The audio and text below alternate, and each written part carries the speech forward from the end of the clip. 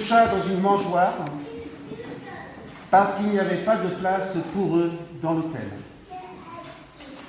Chers frères et sœurs, depuis, ça a bien changé. Ça s'est même sacrément bien amélioré. Joseph, Marie, l'enfant Jésus ont pris de plus en plus de place. On les voit maintenant partout. On les rencontre partout. Plus moyen de faire un pas sans se trouver nez à nez avec eux, ou d'entendre chanter entre le foie gras et le champagne, entre les rayonnages et les caisses, il est né le divin enfant. Ou encore les anges dans nos campagnes qui annoncent finalement les chapons, les huîtres et les dindes. Noël a tout envahi, Noël a tout submergé. Des rues et places publiques aux vitrines, des magasins à certaines mairies, des mairies aux maisons d'habitation illuminées comme un gâteau d'anniversaire, tout nous rappelle que c'est Noël. Alors ne croyez surtout pas qu'en vous disant cela, je veux jouer les rabat-joie. Pas du tout. Je ne vais pas entonner le chant des lamentations sur ce que Noël est devenu aujourd'hui et dire avec une moue amère que la fête n'est en réalité plus que commerciale. Ce serait de ma part une diabolique erreur que de me mettre à tonner ou à rager ou à bouder tout cela au nom d'une piété nostalgique du passé. Oui, ce serait une diabolique erreur d'envoyer promener gâteaux, cadeaux et sapins, crèches et guirlandes, vin chaud et petits gâteaux. Ce serait une idée diabolique et une erreur même diabolique de rejeter ce qui est proprement humain. Car le Christ lui-même ne refuse pas de rejoindre l'homme dans ce qu'il est, dans ses superstitions et dans ses égoïsmes. Il est rejoint au cœur de son matérialisme, son paganisme et même son folklore. Et rejeter tout cela au nom d'une forme de spiritualité plus noble, plus pure, c'est en fait refuser de reconnaître l'homme dans ce qu'il est fondamentalement et le rejeter, l'exclure de la joie de Noël. Or, Jésus est venu dans ce monde pour chercher et sauver tout homme. Ce qu'il a fait, il l'a fait pour le monde. Il savait bien d'ailleurs ce que cela signifierait pour lui, que cela aurait pour conséquence qu'on ne le voudrait nulle part et qu'on ne le récupérerait pour d'autres fins, qu'on l'adapterait afin que surtout il ne dérange personne, pas plus qu'au premier Noël d'ailleurs. Et ce qui est absolument extraordinaire, c'est qu'en cherchant à détourner Noël de son sens originel, l'homme manifeste finalement pleinement la vérité de Noël.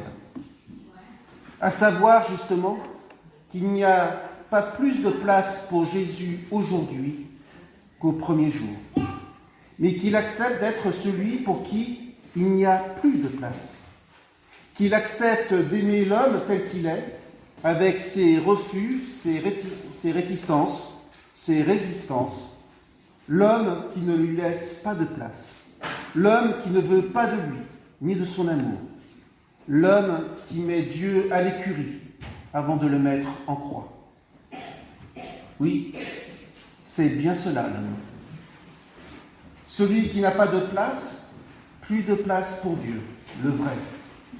Parce que partout où il y avait de la place, l'homme y a mis de faux dieux. Parce que partout, l'homme affiche complet. Parce que de tout temps, l'homme a voulu toute la place et a fait de Dieu un SDF, un indésirable, une personne déplacée dont personne ne veut, si ce n'est comme roue de secours ou comme bouc émissaire quand ça va mal. Et Dieu peut bien frapper à toutes les portes, c'est plein à craquer. De même dans nos personnes ou dans nos vies. Notre intelligence est pleine. Et Dieu alors, on n'a plus besoin de lui pour expliquer le monde. Les sciences sont depuis longtemps affranchies de Dieu. Et Dieu frappe alors à la porte du cœur Mais là encore, c'est plein. Tout est pris, retenu depuis longtemps.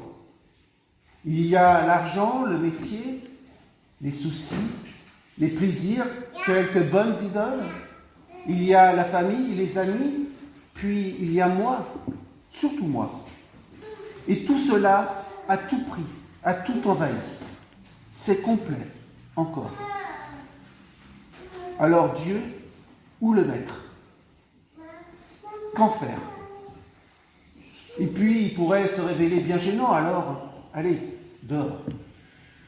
Et Dieu frappe ainsi à la porte de la vie des hommes, à la porte de leur temps, mais toujours, tout est pris, tout est envahi. Bien entendu, on pourrait ici demander à l'homme qui affiche complet, qui est tellement plein de lui-même, pourquoi ça ne va pas toujours très bien? Pourquoi il est parfois si angoissé? Pourquoi est-il si triste, si stressé, si malheureux? Pourquoi il se sent parfois tellement seul, tellement vide, tellement à plat? Pourquoi il se sent parfois tellement coincé, tellement à l'étroit dans sa propre vie, tellement étranger à lui-même? Et c'est une question essentielle, fondamentale, existentielle. Mais aujourd'hui, je veux m'attacher à redire le message de Noël. Ce que Dieu a quand même trouvé, c'est que Dieu a quand même trouvé de la place. C'est que, quand même, il y avait un endroit vide où Dieu pouvait naître. Une mangeoire. Et Noël, justement, c'est ce quand même. Quand même. Noël, c'est une mangeoire. L'homme a beau essayer de tout occuper, de tout remplir, eh bien, il laisse quand même une place vacante, une étable. Car là, justement, l'homme ne veut pas y aller. Ce n'est pas digne de lui. Là, personne n'y loge, sinon les bêtes et les marginaux de passage. Personne n'en veut, mais Dieu, lui, accepte. Dieu, lui, la veut pour demeure, pour berceau. Dieu, justement, prend cette place vide parce que lui, il accepte ce que l'homme fuit et rejette. Dieu accepte d'habiter le vide de l'homme, les taudis intérieurs des hommes. Dieu accepte d'habiter la misère humaine et de l'éclairer, de la réchauffer, de l'auréoler de sa lumière et de son amour. Oui, Dieu accepte et veut habiter dans les situations les plus désespérées et désespérantes du monde et de l'homme pour le sauver de sa misère morale et spirituelle. Et finalement, gloire lui en soit rendue d'avoir choisi justement nos taudis, ces coins secrets de notre cœur, ces coins sales et tristes que nous nous cachons nous-mêmes, à Dieu et aux autres, à tout le monde.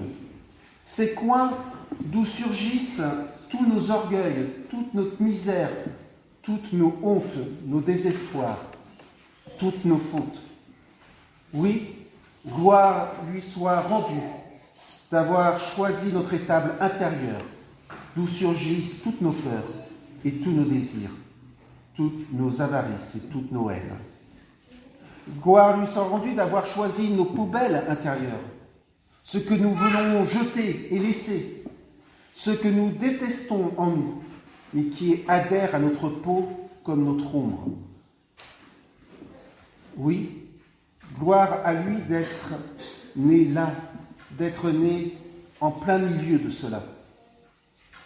Gloire à lui de ce qu'il veut encore naître là, chaque année, à la racine même de notre être, dans notre mangeoire, dans notre taudis.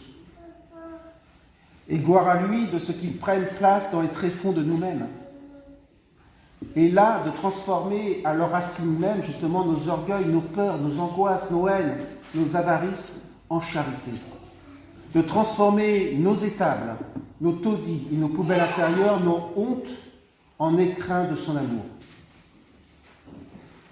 Gloire à lui de nous sauver de fond en comble, de nous changer, de nous recréer à son image, de faire de nous ses fils et ses filles. Oui, c'est cela, Noël. Noël, c'est ce salut total, ce salut qui nous réconcilie avec nous-mêmes avant de nous réconcilier avec les autres. Noël, c'est ce salut qui nous dit qu'autre chose est possible, que du neuf est offert en Jésus-Christ, qu'un nouvel élan, un nouveau sens est donné au monde et à l'humanité tout entière. Une espérance est née dans une étable, dans le taudis du monde. Une espérance est donnée ce soir à chacun de nous. Dieu, en Jésus, nous a rejoints pour toujours dans nos taudis et nos vides intérieurs, pour les combler de son pardon, de sa paix et de son amour. Dieu, à travers Jésus-Christ, a choisi de rejoindre l'homme pour se donner aux hommes, pour venir parmi nous, pour être avec nous, avec toi et à toi, pour toujours. Alors, mon frère, ma sœur, comprends ce que cela veut dire.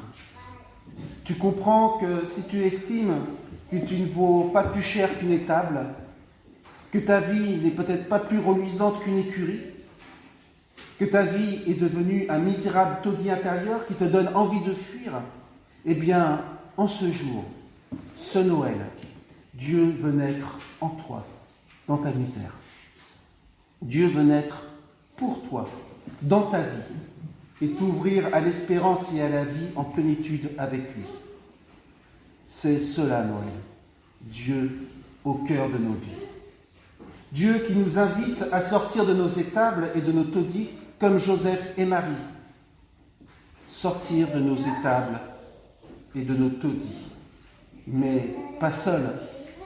Accompagnés par le Christ qui nous invite à marcher sur les chemins nouveaux, vers de nouveaux horizons, portés par l'amour, la paix et l'espérance qu'il fait naître dans nos cœurs.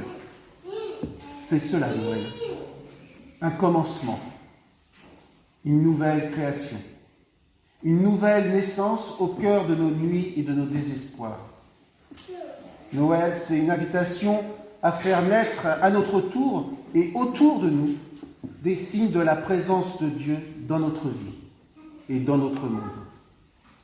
Et la présence de Dieu, elle se manifeste là où des hommes commencent par se considérer comme des frères et des sœurs, à surmonter leurs différences, leurs oppositions, leurs conflits.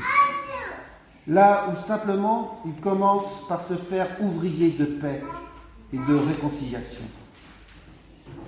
Là où simplement, sans faire forcément de grands étalages de leur foi, ni revendiquer aucun privilège, ni aucun mérite, des hommes et des femmes cherchent à soulager la souffrance, la peine, la solitude d'autres hommes et d'autres femmes.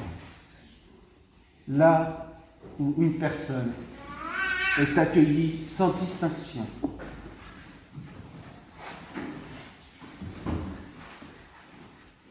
Autrement dit, là où plus personne n'est apprécié ou rejeté sur des critères éphémères de réussite, d'échec social, familial ou professionnel, mais où chacun est vu pour ce qu'il est, aimé de Dieu. C'est cela, Noël. Dieu qui se donne en Jésus-Christ à chacun de nous et au travers de notre monde. Alors, voyez-vous, si nous voulons véritablement et pleinement fêter Noël, nous ne pouvons plus faire autrement que de laisser Dieu vivre en nous et de partager avec d'autres ce que nous sommes et ce que nous avons reçu de Dieu en Jésus-Christ, notre Sauveur. Amen.